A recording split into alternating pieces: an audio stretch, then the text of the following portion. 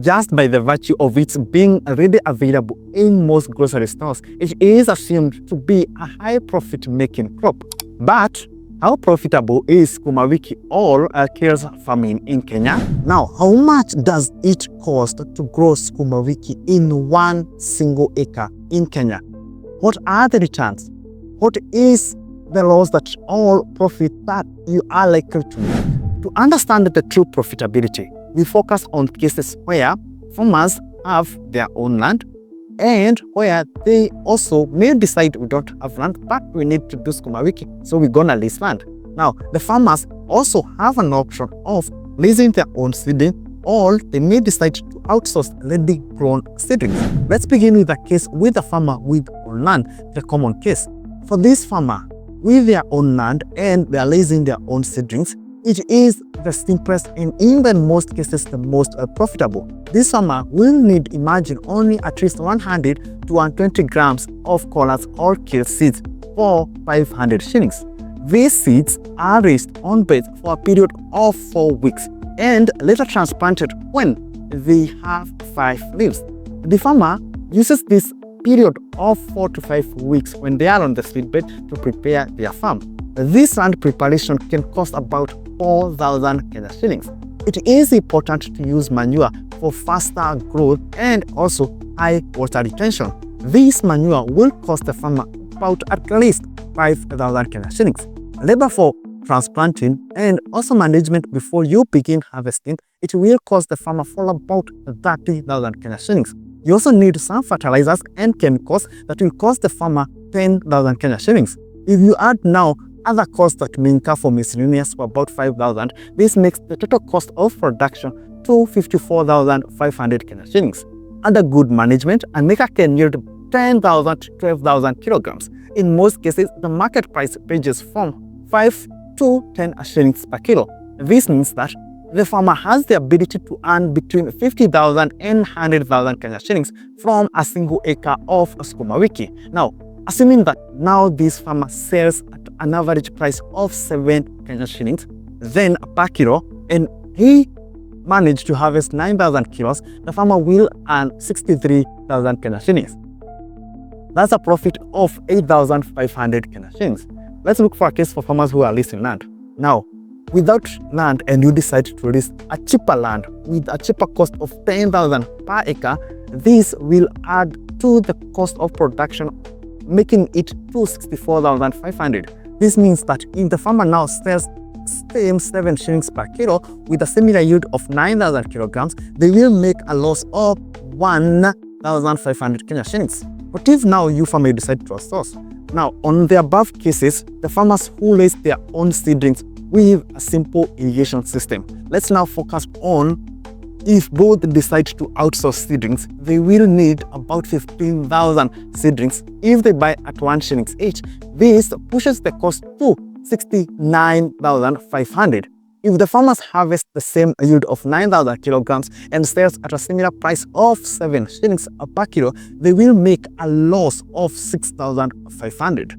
This cost rises even further if the farmer installs a drip irrigation system, which costs about 150,000 Kenya shillings per acre. Then, at this point, I know you're asking yourself, how can you then make profit in Sukumawiki? Sukumawiki farming is profitable if you can manage to produce over 10,000 kilograms in one single acre, and you're lucky to sell at least above 7 shillings per kilo. The main challenge with Sukumawiki is the continued decline in consumer demand as their preference is shifting towards now the indigenous vegetables, the likes of spinach, managu, telele, amalangas, molenda, kunde, and all that. Actually, the main demand driver for Sukumawiki is institutions such as high schools, and that's why the prices tends to fall when schools have closed. Let's now look quickly on the cost summary. For the farmer with own land and they are leasing their own seedlings, the total cost you've seen is 54,500 shillings, and revenue is 63,000 if you harvest 9,000 and sell at 7 shillings, in a profit of 8,500. Now, for a farmer who is leasing land and still leasing their own seedlings, the total cost is 64,500 shillings. Revenue is 63,000. Then meaning this farmer will make a loss of 1,500. Now, For a farmer who has his own land, but in this case decides to buy seedlings, the cost is 69,500 shillings and the revenue is 63,000, meaning that this farmer will make a loss of 6,500. Let's look now on return on investment. What is return on investment? Return on investment tends to tell you how much profit that you make for every shillings that you invest in Sukumawiki Farm. It is like asking, if I put 100 shillings into this business, how much extra money will I get back? That's what ROI, or return on investment, means. And if it is calculated as profit, you divide by investment, then you multiply it by 100. Payback period. This tells you how long it takes to get back all the money that you invest. It is like asking, how long before I recover my initial investment at all? Okay, that is payback period, and it is calculated as the investment you divide by the profit per period. Let's look now at the simple calculations for the different scenarios. Now, scenario number 1 is for the case of a farmer with own land and they are leasing their own seedlings. We see that this is the most profitable with an average market price of 7 shillings, yield of 9 kilograms, meaning that investment you will do 54,500, a profit of 8,500, and a return on investment of 16%. And when it comes to payback period is 6.4 cycles. That is about 19 months.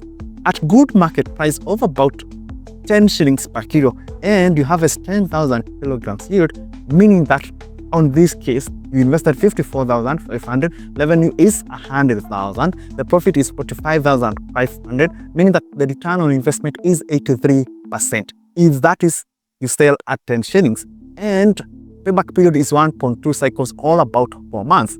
Let's look at for a farmer who is leasing land and they are leasing their own seedlings. Now, at this case, we look at the break-even or the loss. Now, at the average market price of 7 shillings per kilo and a yield of 9,000 kilograms, then it will mean the farmer will invest 64,500, making a loss of 1,500. That has a return on investment of -2%. And the payback period, actually, you cannot recover your investment at this price. But let's look at a good market price of 9 shillings per kilo and a yield of 10,000 kilograms. Investment, at this case, you invest 64,500, revenue that you make is 90,000, profit is 25,000, and a return on investment of 40%. Meaning that the payback period will be 2.5 cycles, all about 8 months. Let's look at scenario number 3. For farmer with their own land, but on this case, they are buying seedlings. This one is making loss at an average price of 7 kilos, and you yield 9,000 kilograms, meaning that investment is 69,000, you make a loss of 6,900, and that is -9%, and a payback period, it cannot manage to recover the investment at this price. But let's look, what about at a good market price of 10 shillings and you manage to yield 10,000 kilograms? Then it means that the investment is 69,500, the revenue that you make is 100,000, a profit of 30,500, and a return on investment of 44%, and a payback period of 2.3 cycles. That is about 7 months. So at this point, what do these numbers mean to you farmers? Let's look. Return on investment of 16% means that for every 100 shillings that you invest, you will get a 16 shillings profit plus your original 100 shillings back. A -2% return on investment means a loss of 2 shillings for every 100 shillings that you invest. 83% return on investment means that for every 100 shillings that you invest, you get 83 shillings profit. Any positive returns on investment means that you are making a profit, but higher is better. And a payback period, let's look at what this means. 6.4 cycles means that you need to plant and harvest Sukumawiki for 6 to 7 times to recover your initial investment. That's about 19 months, since each cycle tends to take about 3 months. 1.2 cycles means that you get all your money back after just over 1 growing season. That is about 4 months. But this is considering that you have a consistent yield and the prices doesn't shift. Also, you cannot recover means that at that price that you're selling your money, and will never recover your investment at all. Shorter payback periods are better because you get your money back and you get it in a kinder, faster way. Now, let's look at a quicker key insights, especially for Sukumawiki farmers. Number one, if you have your own land, this is essential because leasing makes it very difficult to be a profitable enterprise, especially when you're selling at average prices. Number two, if you're doing Sukumawiki, make sure that you raise your own seedlings. Buying seedlings reduces profit significantly, or sometimes it may even cause losses. And number three, market price is critical. At 7 shillings per kilo, you barely break even, but at 10 shillings per kilo, you make good profit. And number four, high yields matter. Producing 10,000 kilograms plus per acre significantly improves profitability. And number five, timing is kinda important. Sell when prices are high, usually during dry season or when the supply is low. Now, when you're doing Sukumawiki, there are a lot of risk factors that you must consider. Number one is market price fluctuation. Prices can drop to 5 shillings or even below in overnight, causing huge losses. Number two is the continued decline in demand. Consumers are shifting towards indigenous vegetables and leaving Sukumawiki. And number three is high labor cost. Imagine 30,000 shillings for labor is a major expense, especially for a beginner. And number four, you need for consistent supply, especially if you're focused on delivering to schools, because they need a reliable supplier.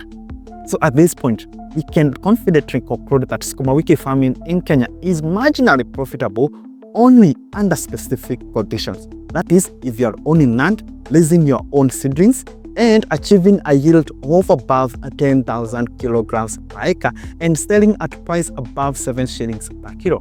The decline in consumer demand and the shift towards indigenous vegetables makes this a very, very challenging venture if and especially for most farmers, particularly those who lease land or make the decision of outsourcing seedlings. Now, a quick recommendation is that only venture into Sukumawiki farming if, and I mean only if, you own your own land. If you are leasing land to do Sukumawiki, it might frustrate you. And then number two, if you can manage to raise your own seedlings successfully. Also, if you have a guaranteed market of between 8 and 10 shillings per kilo. And if you can manage to consistently produce 10,000 plus kilos of yield per acre. Also, make sure that you have contacts with institutions like schools, especially if you're doing large-scale production for a steady market.